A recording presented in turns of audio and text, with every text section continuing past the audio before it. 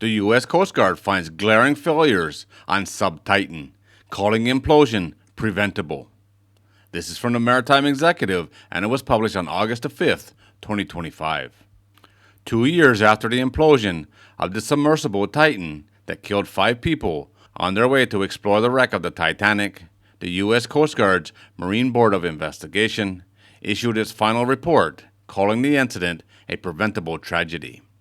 The report is highly critical of the management of the vessel's operator, OceanGate, as well as the design and process for handling of the submersible, while also identifying critical changes to the oversight and management of the industry. The investigation found that OceanGate's failure to follow established engineering protocols for safety, testing, and maintenance of the submersible was a primary factor in the casualty. However, they further identified the need for a proper corporate governance, a professional workplace culture, and improved regulatory oversight. They found that the groundwork for the disaster was laid years earlier, saying that OceanGate leveraged intimidation tactics as part of its efforts to evade regulatory scrutiny. Further, they charged that the company created and exploited regulatory confusion and oversight challenges, which permitted it to operate the Titan completely outside of the established deep-sea protocols.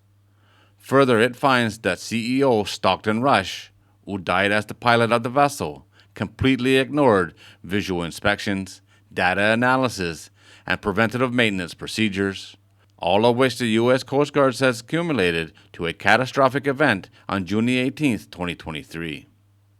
The Titan was built in 2021 and she was 22 feet long. She had an 8-foot-long carbon fiber pressure hull, which was glued to titanium end caps. The U.S. Coast Guard points out that the vessel was not registered, certified, inspected, or classed by any international flag administrator or recognized organization. The report concludes that a probable failure point was either the joint at the forward dome or the carbon fiber hull near the forward end of the Titan. The 2-year investigation has identified multiple contributing factors that led to this tragedy, providing valuable lessons learned to prevent a future occurrence. There is a need for a stronger oversight and clear options for operators who are exploring new concepts outside of the existing regulatory framework.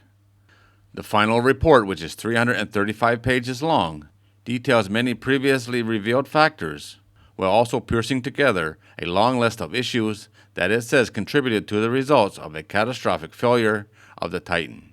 It starts with the design and testing of the Titan, which it found did not adequately address many of the fundamental engineering principles. The design and construction process, they also report, introduced flaws that weaken the overall structural integrity of Titan. They report OceanGate did not conduct proper analysis to understand the expected life cycle of the hull. Once in operation, it finds that OceanGate was excessively reliant on real-time monitoring systems to assess the condition of the hull. The company failed to conduct additional analysis and to conduct analysis after mishaps that negatively impacted the hull and its components. It also found there was a lack of preventative maintenance. The report has strongly worded criticism of Rush, saying that OceanGate had a toxic workplace environment and used firings or threats of firings to discourage employees from expressing safety concerns. It says that the company's safety culture and operational practices were critically flawed, with glaring discrepancies between the written safety protocols and actual practice. It says Rush sustained efforts to misrepresent Titan as indestructible. It also reports that the Occupational Health and Safety Administration failed to properly follow up on a 2018 whistleblower complaint about safety concerns. Among the recommendations from the investigation are improvements in communication between OSHA and the Coast Guard, saying that if it had been properly followed, it might have led OceanGate to a regulatory compliance or abandoning plans of the Titanic expeditions. The investigation recommends a broad set of steps to improve the submersible industry.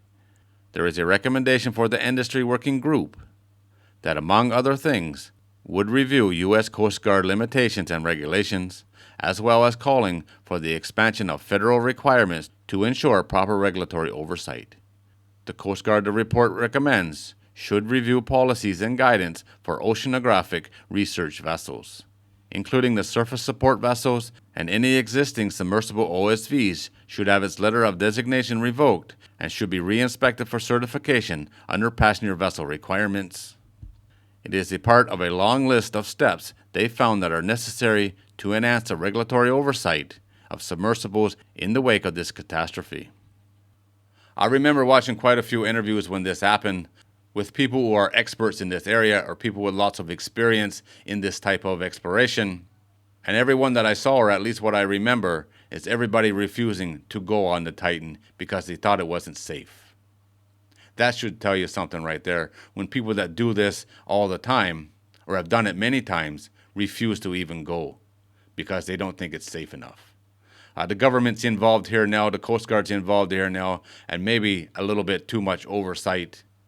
But something needs to be done. This was a disaster waiting to happen, and unfortunately, it happened, and it took 5 people with it. All right, guys, there it is. As always, thanks for watching. If you're new here and you like these kind of videos, don't forget to subscribe before you leave, and I'll see you on the next one.